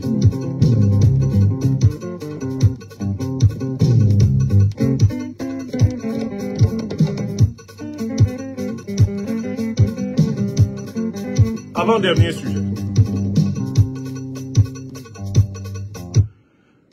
Le satrape Alassane Dramane Ouattara venu de Sendou pour troubler la paix des Ivoiriens et ayant renié notre belle terre burkinabé de Sendou pour tenter de troubler toute l'Afrique avant d'être bientôt dégagé. Ouattara Draman est arrivé en chef de guerre à la commission pour électorale à Abidjan, tout en provoquant la stupeur par des attaques terroristes à l'est du pays. Je voudrais expliquer le jeu complexe auquel Ouattara s'adonne. D'abord, vous avez vu comment il est arrivé à la commission électorale. L'homme au faciès asymétrique et à la démarche en point-virgule, comme j'aime à l'appeler affectueusement. Ouattara Draman est arrivé à la commission électorale avec presque un bataillon. Il est arrivé avec une armée. C'est une manière de parler aux Ivoiriens. Alassane Ouattara, quand il se promène en Côte d'Ivoire, se promène comme Napoléon se promenait dans les territoires conquis. Comme les colons se promenaient dans les territoires où ils avaient des ennemis. Alassane Ouattara se déplace en Côte d'Ivoire comme un étranger violent se déplace dans la terre qu'il a conquise. Je vous invite à observer l'extrême peur qu'Alassane Draman Ouattara a du peuple ivoirien. Regardez comment il est sur pied de guerre. Regardez le défaut de relations intuitives, de relations spontanées, de défaut de relations au peuple ivoirien qui caractérise Alassane Ouattara. Il a peur. Mais pourquoi a-t-il peur? Il a peur parce qu'il sait qu'il est arrivé au pouvoir par les armes, par les crimes, par des massacres, et qu'il risque de partir du pouvoir par les armes, des crimes et des massacres. Alassane Draman Ouattara est hanté par le souvenir de ses victimes. Et il voit dans les visages des Ivoiriens le miroitement de ses victimes. Voilà pourquoi il ne supporte pas le contact direct au peuple. Comparez l'attitude du président Laurent Gbagbo avec le peuple ivoirien quand il sort pour les grands meetings populaires que nous avons observés en ce mois d'août à l'attitude de Ouattara. Ouattara regarde les Ivoiriens comme des menaces. Regardez comment il marchait. Il marchait en faisant fureter son regard à gauche et à droite. Et son comportement dit, ne me tuez pas. Ne me tuez pas. Ne me tuez pas. Pardon. Hé, attention. Alassane Ouattara tremble. Il tremble parce qu'il sait qu'il est l'ennemi du peuple de Côte d'Ivoire. Il tremble parce qu'il sait tout le tort qu'il a fait à ce peuple. Il tremble parce qu'il redoute la colère, le boomerang de ce peuple. Voilà pourquoi Alassane Ouattara sort avec une armée. Il arrive en chef de guerre. Vous-même, si vous êtes à la tête d'une commission électorale, et puis un candidat dans une capitale arrive autant armé, est-ce que vous avez intérêt à prononcer un résultat autre que son nom? Non, je recommence la question. Si vous êtes à la tête d'une commission électorale, et puis il y a un candidat qui arrive pour déposer son dossier accompagné d'une armée, est-ce que vous, là, le président de cette commission électorale, vous n'avez pas déjà le nom de celui que vous devez désigner élu? Le gars arrive avec les moyens de l'intimidation psychologique directe sur non seulement le corps électoral supposé, le peuple, mais l'institution électorale supposée, la CEI. Alassane Ouattara arrive en disant, Niamorode, si je n'entends pas mon nom, je vais vous couper les têtes les uns après les autres. Hein. Attention. Hein. Ah non, je ne m'amuse pas. Hein, Dominique? Oui, chou. Non, je vais débarquer là-bas avec des hommes en armes. Non, ils vont sentir. Hein. Moi, je ne suis pas là pour m'amuser. On se connaît à Abidjan ici en détail. Vous vous souvenez d'une réunion publique récente d'Alassane Ouattara? Avec les militants de son propre parti, le RHDP. Alassane Ouattara en train de les menacer. Si j'apprends que quelqu'un a osé une candidature indépendante, mais je ne vais pas seulement, il n'y a pas seulement celui qui va oser faire ça qui aura affaire à moi, mais ceux qui l'ont aidé auront affaire à moi. Voilà un chef de parti politique en réunion avec ses militants et qui menace tout le monde. Qui dit que le pluralisme est interdit dans son parti. Mais si j'apprends, attention, hein, si quelqu'un est candidat indépendant, ah non, je vous préviens, il n'y a pas que celui qui va oser être candidat indépendant qui aura affaire à moi. Ceux qui l'ont aidé auront affaire à moi. Alassane Ouattara l'a dit. Donc en fait, c'est quelqu'un qui gouverne par la peur, qui gouverne par la menace. C'est quelqu'un qui se promène avec le fouet. Et les Ivoiriens ont juste peur d'être fouettés à son passage. Alassane Ouattara était un tyran, mais c'est un tyran concret. Il menace en permanence tout le monde. J'ai eu à échanger avec certains anciens ministres d'Alassane Ouattara qui m'ont raconté le calvaire qu'ils ont vécu au gouvernement avec Alassane Ouattara.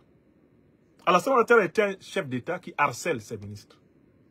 Il a un rapport pathologique à ses ministres. Il les traumatise. Il les harcèle, il les menace, il les humilie. En permanence. Et d'ailleurs, c'est la raison pour laquelle Daniel Kablan-Duncan, l'ancien vice-président de la République de Ouattara, s'est retiré et ne veut plus parler de politique depuis lors. Alassane Ouattara l'a trimballé, tripatouillé, tarabistouillé. Alassane Dramane Ouattara l'a mélangé, mâché, piétiné. Alassane Ouattara l'a marchandisé, vaisselisé, fourchetté, cuiré. Kablan-Duncan était découragé de la politique quand il a déposé sa démission. Et plusieurs ministres qui ont connu Alassane Ouattara racontent le calvaire qu'on a à l'avoir sur le dos. Il appelle à 3 h du matin. C'est un ordre. Hein. J'ai besoin de tel rapport tout de suite. Ça, c'est Ouattara. 3 h du matin. Il t'a vu à minuit. Hein. Il ne t'a pas demandé quelque chose. Il attend 4 h. Trouvez-le-moi. Allez me les réveiller.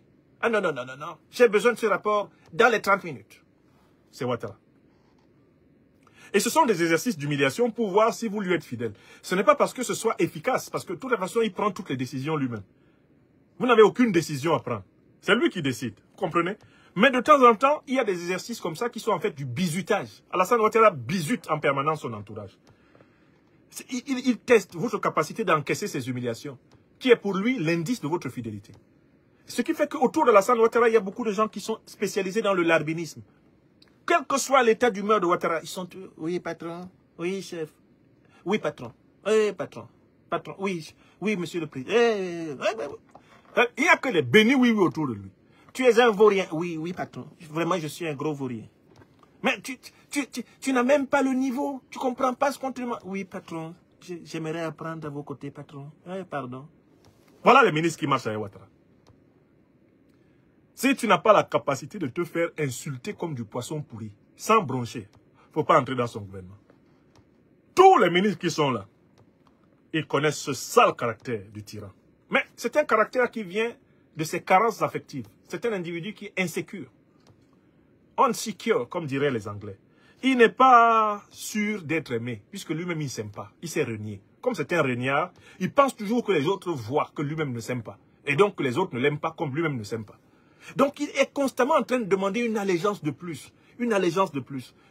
Il est constamment en train de demander un rapport de cette nature. Mais Alassane Dramane Ouattara qui sait que sa candidature est illégale, illégitime.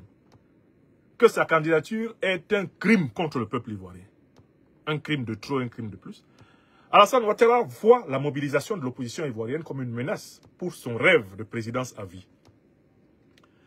Et pour légitimer sa position de soi-disant sauveur de la nation qui reste là parce que il y a une instabilité politique dans la sous-région. Vous savez, il y a des terroristes un peu partout maintenant.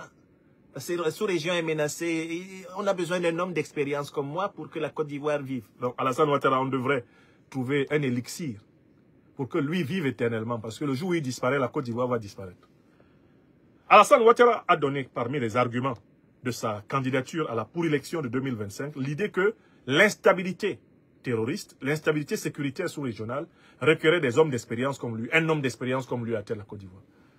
Or, la Côte d'Ivoire, depuis pratiquement 2021, n'avait plus connu un seul incident terroriste. Donc, Alassane Ouattara avait besoin d'un incident terroriste pour donner un certain contenu à l'alibi qu'il a trouvé pour tenter de s'octroyer un 4e mandat anticonstitutionnel. Voilà pourquoi Alassane Ouattara et ses amis, les terroristes d'Al-Qaïda et l'État islamique, les néocolonialistes français, les impérialistes occidentaux qui sont derrière ces organisations, ils ont organisé un petit attentat terroriste ensemble. à la frontière marginale de la Côte d'Ivoire et du Burkina Faso, afin de faire une piqûre de rappel aux Ivoiriens. Si je ne suis pas au pouvoir, les terroristes vont envahir le pays. Oui, chou, dit sa femme. Oui, chou, si tu n'es pas au pouvoir, on va avoir Al-Qaïda au pouvoir à Abidjan. Pourtant, Alassane Dramane Ouattara est l'ami des puissances qui sont les amis et les parrains des groupes terroristes. Et la Côte d'Ivoire sous Alassane Ouattara est une base arrière de ravitaillement des groupes terroristes qui sévissent dans le Sahel. La Côte d'Ivoire a été la base arrière à partir de laquelle a été organisée plusieurs fois la violation de l'espace aérien et de l'espace terrestre de l'Alliance des États du Sahel. La Côte d'Ivoire a même tenté, sous Ouattara, d'organiser une attaque délibérée de l'armée ivoirienne contre l'armée du Niger. Tout le monde était là. Alassane Ouattara est un chef terroriste. Ce sont ses amis qui perpètrent les attentats terroristes au Sahel. En 2018, un chercheur malien appelé Dougou Kolo a fait un travail. Dougou Kolo Konaré, si je me souviens, a fait un travail qui avait été publié sur le site de Conversation. On s'était rendu compte que les groupes terroristes qui essayaient de provoquer un conflit génocidaire entre les Dogons et les Peuls dans la région de Mopti, on s'est rendu compte que ces groupes terroristes circulaient avec des véhicules tous immatriculés en Côte d'Ivoire. 2018, vous trouverez l'article de Dougou Follow, il s'appelle Dougou Follow. Il a fait un travail publié sur des Conversations. La Côte d'Ivoire est le pays où sont immatriculés plusieurs des véhicules des groupes terroristes qui opèrent dans la région de Mopti au Mali. On le sait par une recherche de 2018. Quand je vous dis qu'Alassane Ouattara est un chef terroriste, je ne le dis pas parce que je le déteste. Je le déteste pour de bonnes raisons. Et je ne m'en cache pas. Et je crois qu'il me déteste beaucoup. Et il ne s'en cache pas non plus. Mais mes raisons sont fondées. Les siennes ne le sont pas. Alassane Ouattara est un chef terroriste. L'attentat terroriste à la frontière ivoiro-burkinabé est un attentat organisé par Abidjan. Pour donner un semblant de crédibilité, nos amis côté TikTok ont été interrompus. Pour donner un semblant de crédibilité, c'est une interruption due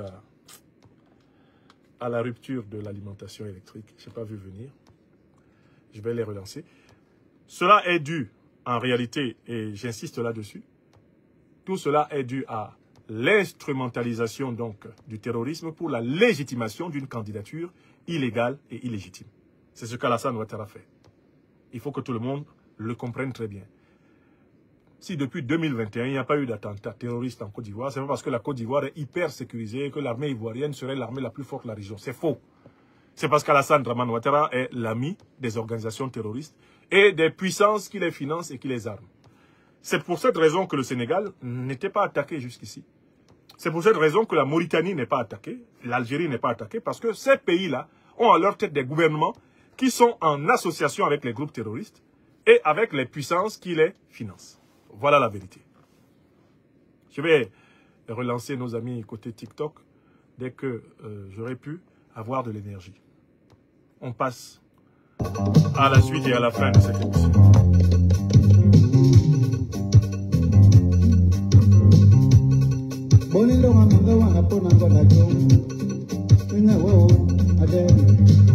Cinquième et dernier sujet de ce long télégramme de géopolitique africaine. J'attends juste un peu pour pouvoir relancer mes amis côté TikTok. Nous avons été interrompus par... sur TikTok, nous avons été interrompus en fait par une rupture d'énergie dans la machine. Je n'ai pas vu qu'elle était déjà. Excusez-moi, mes chers amis côté TikTok. Nous allons relancer. L'énergie revient. Laissons le grand maître Jean Alain Coco nous accompagner un peu.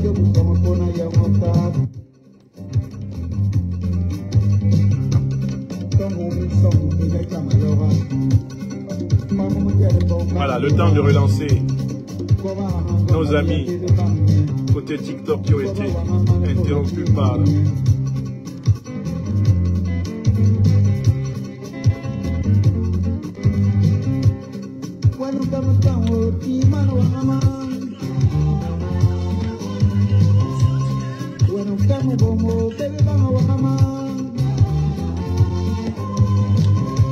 reprendre le live.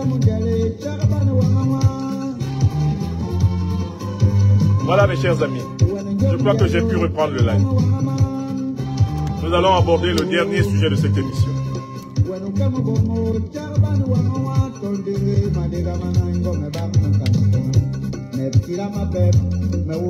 Le marathon de l'analyse politique.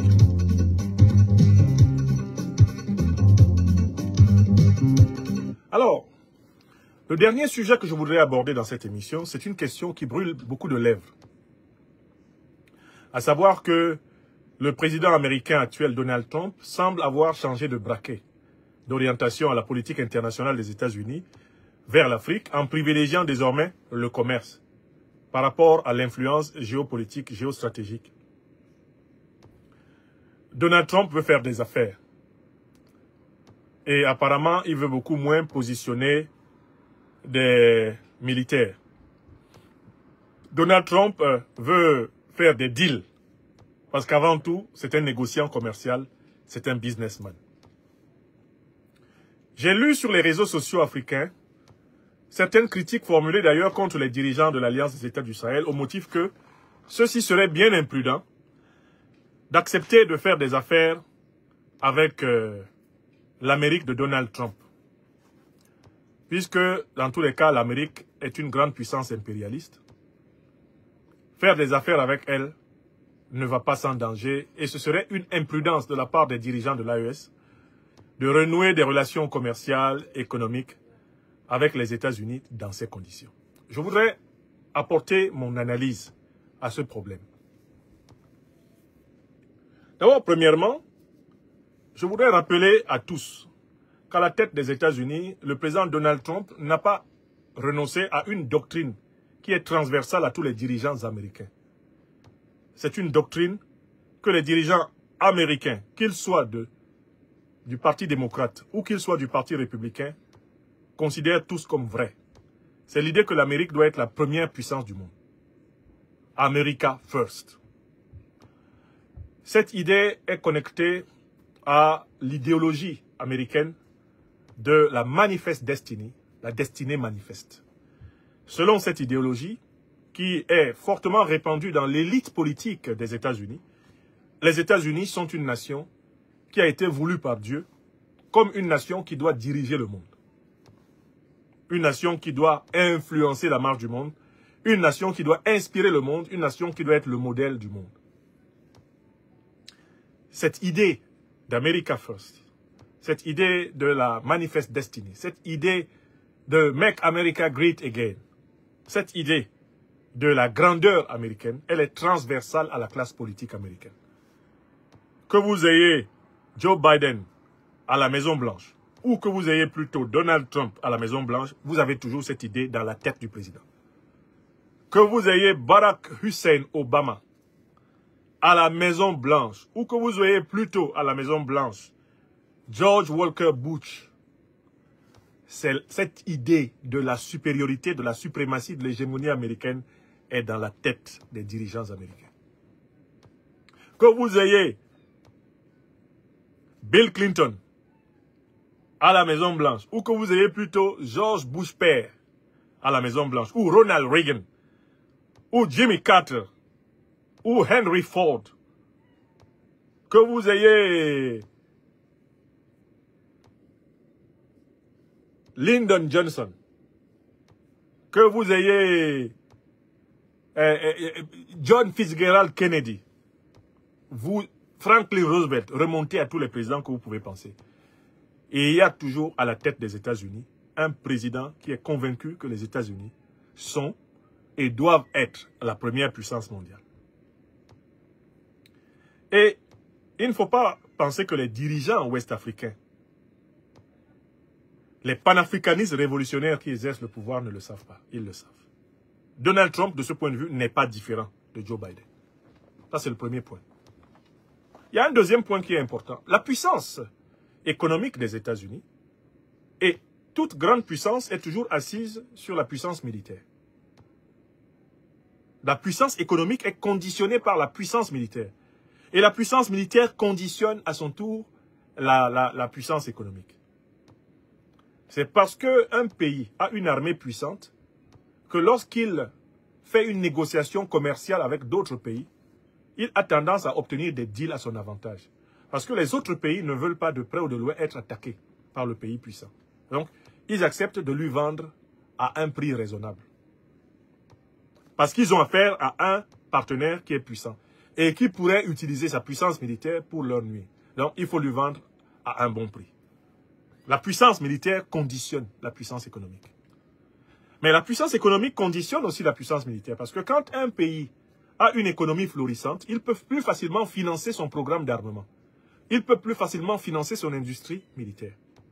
Il peut plus facilement renforcer son industrie militaire et sa haute technologie militaire. Il y a un rapport dialectique entre la puissance économique et la puissance militaire. La suprématie de la livre sterling sur le monde a eu lieu tout le temps que la Grande-Bretagne, l'Angleterre avait la première puissance militaire navale de la planète. La livre sterling s'effondre avec le premier rang de puissance militaire navale, eh bien, de l'Angleterre. Le dollar que vous voyez, le dollar est conditionné par les plus de 800 bases militaires américaines qu'il y a dans le monde. Si les États-Unis ne disposaient pas de plus de 800 bases militaires américaines, ils n'auraient pas la monnaie encore la plus influente pour un certain temps du monde, le dollar. Pour vous donner un exemple permettant d'illustrer cela, je vous amène au Moyen-Orient, à la naissance d'une chose particulière qu'on appelle le pétrodollar. Vous savez, pendant très longtemps, la monnaie américaine, le dollar, était en parité avec une quantité d'or. Un dollar était en rapport avec une quantité d'or qui était supposée stocker dans la réserve de la Banque centrale américaine. Quand vous aviez un dollar, vous aviez l'équivalent en or qui était stocké dans la Banque centrale américaine. C'est ce qu'on appelle la parité or. Le problème à un moment donné, c'est que les Américains se sont rendus compte qu'ils n'avaient pas de quantité d'or suffisante pour pouvoir produire une grande masse monétaire. Mieux, plusieurs pays du monde qui possédaient des dollars et qui demandaient aux Américains de leur donner l'équivalent en or faisaient face à des réticences parce que les réserves d'or américaines, progressivement, n'étaient pas équivalentes à la masse de billets et de pièces de dollars émises dans l'économie. Dans les années 60, De Gaulle va défrayer la chronique. Il va envoyer un bateau français récupérer l'équivalent en or des billets de dollars que détenait la France. Tout ceci va alerter, c'est à la fin des années 60, tout ceci va alerter les Américains. Et les Américains vont désormais séparer. C'est sous le président Nixon, si je ne m'abuse. Nixon va séparer le dollar de l'or.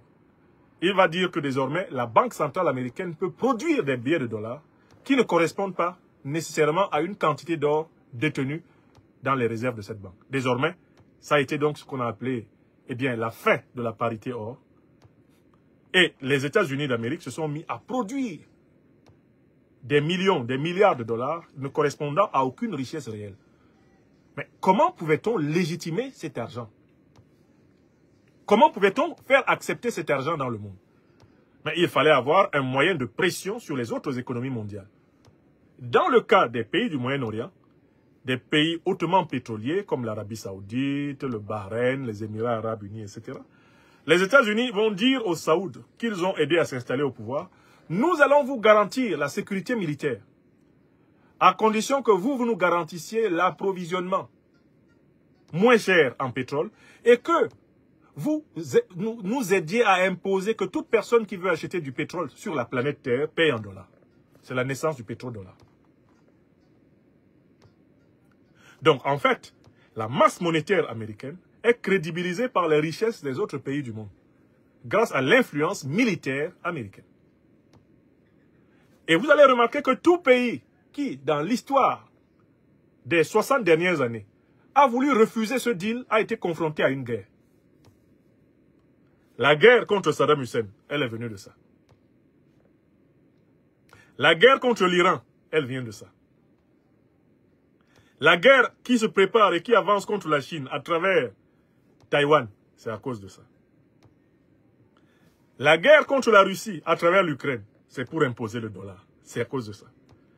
La guerre contre Kadhafi, l'assassinat de Kadhafi et le saccage de la Libye, les emails de Mme Hillary Clinton ont été lus par le scandale Wikileaks créé par Julian Assange. Et on a découvert que c'est parce que Kadhafi voulait remplacer le dollar, l'euro et le franc CFA par une monnaie dinar-or africaine. C'est pour cela que l'administration Obama-Clinton a décidé de l'assassiner et de saccager la Libye. Si vous faites une carte des guerres américaines dans le monde, vous vous rendrez compte que ces guerres ont été essentiellement menées contre des pays qui refusaient la suprématie du dollar. Je rappelle ces choses élémentaires pour que les Africains sachent que bien naïf est celui qui pense que Donald Trump, président des États-Unis, va renoncer à l'influence militaire comme condition de la suprématie économique. Il n'y renoncera pas. Et je vous donne un exemple factuel qui se déroule actuellement. Pourquoi Donald Trump, président des États-Unis, a-t-il envoyé des navires de guerre au large du Venezuela? C'est parce que le Venezuela ne veut pas vendre son pétrole sous la suprématie du dollar américain. Voilà un exemple concret. Si Donald Trump a envoyé ses navires de guerre là-bas, c'est pour menacer Maduro et lui dire, si le pétrole vénézuélien n'est pas pétrodollar, je vais te faire la guerre. Parce qu'en fait, Donald Trump, lui, il a l'avantage d'utiliser un langage direct. Il a ouvertement dit que ce n'est pas normal que le Venezuela ne veuille pas commercer son pétrole dans les conditions fixées par les États-Unis. Donald Trump, je cite Donald Trump. Donc voilà qui est M. Trump. Il n'est pas différent de ce point de vue des autres présidents américains. Et les Africains auraient bien tort de croire en un changement radical de l'association entre l'influence militaire et l'influence économique. C'est un fondamental de la politique internationale des États-Unis et c'est un fondamental de la politique internationale de l'Occident. Et c'est un fondamental de toute politique internationale, de toute géopolitique. La géopolitique est assise sur la géostratégie. Et qui parle de géostratégie parle de la gestion des rapports de force entre les puissances. Sur le plan philosophique, il faudrait lire l'œuvre de Thomas Hobbes. L'auteur du Léviathan a montré que le droit international est une fiction. Car sur le terrain international, les États se comportent comme à l'état de nature, les uns envers les autres. Les puissances se comportent comme à l'état de nature, les unes envers les autres, dans le terrain international. C'est le terrain de la guerre de tous contre tous. Et nous, Africains, nous sommes bien placés pour le savoir. Le nombre d'agressions internationales délibérées que nos peuples ont subies ces 600 dernières années est une école. Nous savons que le droit international est un état de nature. Que la politique internationale est un état de nature. Et que nous devons donc nous constituer des puissances pour le faire. Donc je viens maintenant à la critique qu'on essaye de faire contre les présidents de l'AES en disant qu'il serait naïf de faire du commerce avec les États-Unis. Mais les présidents de l'Alliance des États du Sahel sont mieux placés pour faire du commerce avec n'importe quelle puissance, même la France. Pourquoi? Parce qu'ils sont associés, ce qui fait une puissance africaine. Ce qu'on pouvait opposer tout seul au Mali, ce qu'on pouvait imposer tout seul au Burkina, ou imposer tout seul au Niger, on ne peut plus le leur imposer à eux tous à la fois. Donc, ils sont en train de réunir les conditions de la capacité négociante. Ça, c'est la première raison. Il ne faut pas prendre l'AES en s'en faire rien. Il y a une coordination des politiques diplomatiques. Il y a une coordination de la politique sécuritaire. Il y a une coordination de la politique économique de l'AES. L'AES avance en puissance. Elle négocie en puissance. Ce qui est un avantage dans la négociation avec quelqu'un comme Trump, c'est que tu ne viennes pas uniquement comme Mali, uniquement comme Burkina ou uniquement comme Niger, mais que vous veniez comme confédération de l'AES. Donald Trump respecte les rapports de force. Quand il a affaire à quelqu'un qui s'organise pour être fort, Donald Trump reconnaît ça. Parce que c'est la loi du droit international. C'est la loi du rapport de force entre les puissances. Est-ce que vous écoutez? Il y a des gens qui sont précipités pour faire des critiques. Il y en a qui pensent que pour montrer qu'ils sont de bons panafricanistes, il faut qu'ils présentent systématiquement les dirigeants de l'AES pour des naïfs. Ce n'est pas vrai. L'AES, justement, est en meilleure condition pour négocier commercialement avec les autres puissances du monde, parce que l'AES se constitue en puissance. Deuxième argument, en faveur des politiques de l'AES.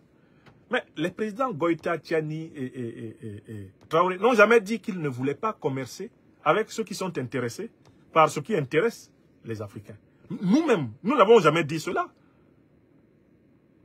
Nous n'avons jamais dit cela. Nous n'avons jamais dit que la souveraineté consiste à ne pas commercer avec tel ou tel pays. La souveraineté consiste à commercer avec tout pays qui respecte nos intérêts vitaux, qui respecte notre souveraineté et qui va respecter notre liberté de choix. Imaginons que les États-Unis veuillent acheter du pétrole et que la Russie veuille acheter du pétrole nigérien en même temps. Mais à qui irait la faveur? La faveur ira à la Russie parce que la Russie respecte davantage la souveraineté, la souveraineté nigérienne que les États-Unis. Mais si les États-Unis font une offre qui montre qu'ils respectent la souveraineté nigérienne, mais pourquoi les Nigériens ne vendraient-ils pas aux États-Unis? Parce que je vous informe au passage que la Russie, là, elle vend aux États-Unis le pétrole. J'espère que vous savez que l'uranium, les déchets d'uranium français sont traités en Russie par Rosatom.